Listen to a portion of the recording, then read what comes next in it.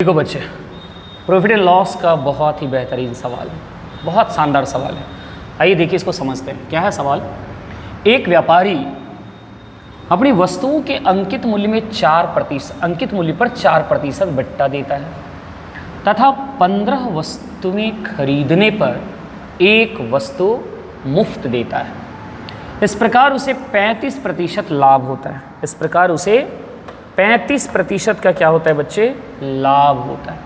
पूछ रहा है प्रत्येक वस्तु का अंकित मूल्य उसके क्रय मूल्य से कितने प्रतिशत अधिक है। यानी अंकित मूल्य जो है क्रय मूल्य से कितना ज़्यादा बढ़ा के रखा गया है, ये सवाल है। आइए सवाल को बनाते हैं बहुत शानदार तरीके से।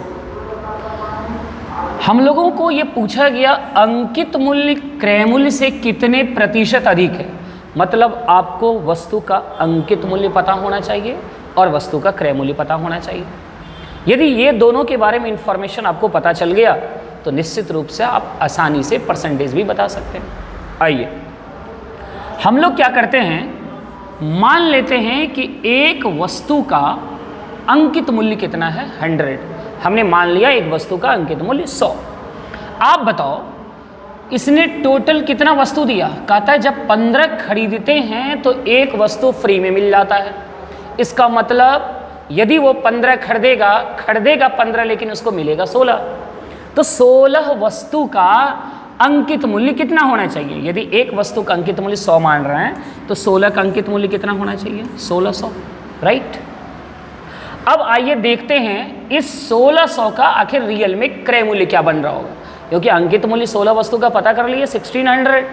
अब हमें पता करना है कि 1600 का रियल में सीपी क्या बन रहा होगा। यदि सीपी आप पता कर लेंगे तो आसानी से बता देंगे कि अंकित मूल्य क्रय मूल्य से कितना प्रतिशत ज़्यादा रखा गया होगा। ओके, आइए देखिए कैसे पता करते हैं।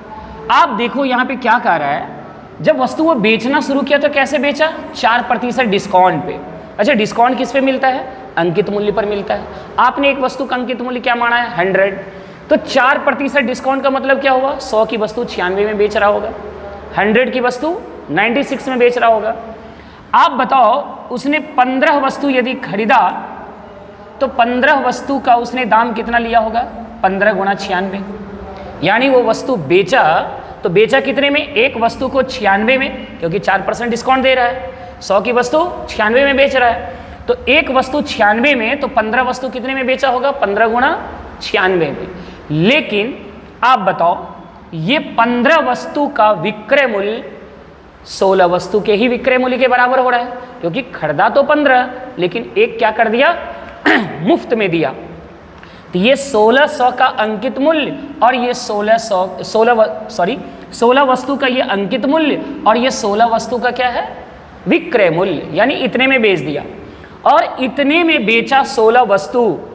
तो देखो उसको फिर भी क्या हो रहा है, यानी मुफ्त देने के बावजूद भी उसको क्या हुआ? 35% का फायदा होगी।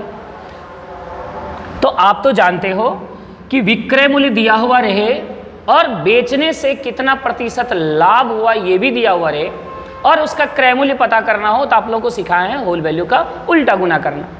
ये विक्रय मूल्य है, इतना में बेचने से 35% लाभ हुआ, यानी खरीदा होगा कितने में? तो 35% मतलब 135/100, इसका उल्टा गुना। विक्रय मूल्य से क्रय मूल्य जाना हो होल वैल्यू का उल्टा, यानी 100/135, राइट। ये हमारा क्या बन गया बच्चे? ये सीपी निकल गया। अब सीपी और अंकित मूल्य दोनों पता चल गया, हम आसानी से परसेंटेज बता देंगे। और हाँ, प्रतिशत बताने के लिए सिर्फ हमें रेशियो की आवश्यकता पड़ती है। आप इसे छोटा कर लो, ये नहीं कि यहीं से शुरू हो जाए। कोशिश करो कि इसको छोटा कर लें, क्योंकि प्रतिशत बताने के लिए सिर्फ रेशियो की ही जरूरत पड़ता है। तो आइए इसको थोड़ा सा हम लोग शॉर्ट करते हैं कटाने के बाद। ये 00 से 00 तो साफ ही हो जाएगा, इस दोनों का रेशियो लेना शुरू किया। फिर उसके बाद देखो 16 से कटेगा, 16 छके 96। फिर 15 से ये कट जाएगा बच्चे, 15 नमा 135, और ये 3 दूनी 6, 3 तिया 9 कट गया। फाइनली रेशियो क्या आ गया? 3:2। मतलब अंकित मूल्य 3 और क्रय मूल्य 2। आप ही बताओ ये अंकित मूल्य क्रय मूल्य से कितना ज़्यादा है? मार्क प्राइस सीपी से कितना ज़्यादा? एक ज़्यादा, किससे एक ज़्यादा? सीपी से। यही पूछा था सीपी से कितना ज़्यादा बढ़ा के रखा है, यानी तुलना जिससे करना हो वो नीचे, तुलना किससे होगा? सीपी से। और प्रतिशत के लिए हमेशा गुणा 100। इसको कटा दीजिए, कितना आ गया? 50%। Where is your answer? 50% where is, यानी ऑप्शन डी। ओके बच्चे, समझ में आया? Thank you.